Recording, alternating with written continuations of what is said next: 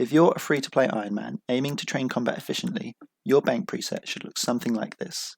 We're not killing hellhounds, we're not killing deadly red spiders, we're killing the king black dragon. Some of the drops from KBD allow you to train skills that aren't combat faster. Cooking swordfish is better than cooking the trout and salmon from fishing. Cutting rubies is better than crafting at uncommon gem rocks. Cutting yew logs into shield bows is better than willows, etc. Altogether, the time savings outweigh the reduced combat XP per hour.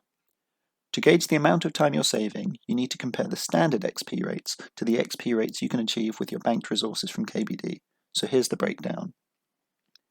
Standard prayer training is 52k XP per hour, cremating bones while killing blue dragons. Cremating your banked bones from KBD is 360k XP per hour. To train fletching, you chop willows at 77k woodcutting XP per hour, and then cut and drop willow shield bows at 83k XP per hour. But I got 200mm woodcutting before I finished training fletching. Now I need to kill chickens for feathers, cut logs into shafts, add the feathers to the shafts, mine rune and luminite for rune bars, smelt the ores into bars, smith the bars into rune arrowheads, blah blah blah. 42k XP per hour. Using up headless arrows cuts out a lot of that process, making it 72k XP per hour. Lore runes allow you to train prayer faster by telegrabbing the bones so that you can stay next to your fire for easier cremation, improving rates from 52k to 74k.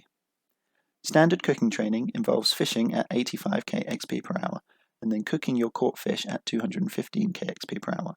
Raw swordfish can be cooked at 314k XP per hour. Runite stone spirits don't speed up mining XP rates, but they do mean you don't have to spend as much time doing it. Most irons will train crafting by cutting gems as they mine at the Alcrid mine for 92k XP per hour. Cutting rubies is 510k XP per hour.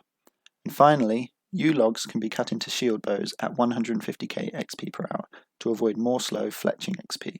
So, we need to work out if the time spent gathering and using KBD's drops is less than the time spent getting the same amount of XP elsewhere in the game, which I've done on this nice little sheet, all based on the loot from 8.6k KBD kills, so you can be quite sure that it's accurate. Drops that can be alked or sold to general stores for GP are highlighted in the yellow rows, and skilling resources are in the green rows. Everything else you should either collect or transfer to another account.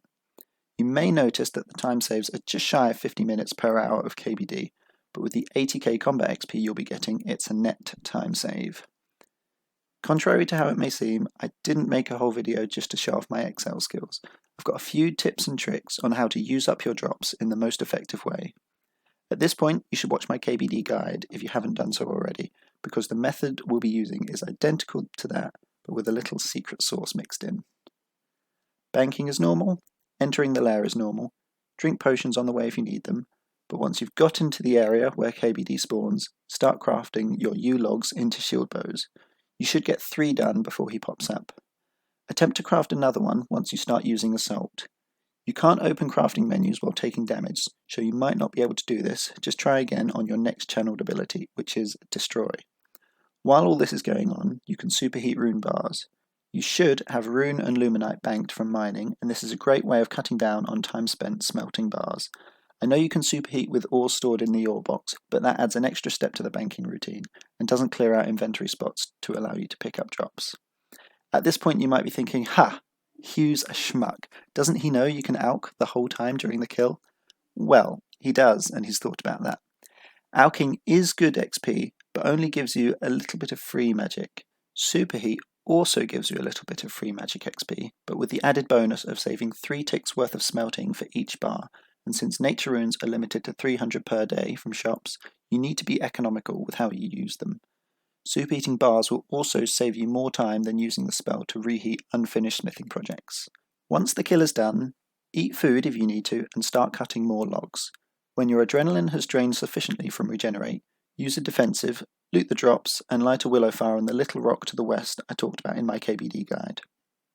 From here, we can cook 1 swordfish, start cremating the dragon bones, and use 1 more defensive to stop adrenaline from draining further. At this point you should have a couple of yew logs left over, which you can finish cutting during the next kill. The quantities I'm using on the bank preset are very particular. 2 raw swordfish would open up the cooking menu and cost us too much extra time. We're bringing along 1 dragon bone to allow us to cremate 2 bones for each trip of 2 kills, 3 swordfish altogether since you average 2.5 swordfish per 2 kills. You rarely need all 3 swordfish, and this helps us from over-consuming. 11 new logs since you gain 10.3 logs per 2 kills. This will stop us from building up a surplus in the bank. On the trips where you don't need to use potions, you could have a second bank preset with an extra superheat to squeeze out a little more macro efficiency. The rubies you gather have been omitted from the preset since your inventory spots are worth a greater time save when filled with other items. Altogether, an hour of KBD gives about 71.5 minutes of productivity compared to traditional training methods, a gain of approximately 20%.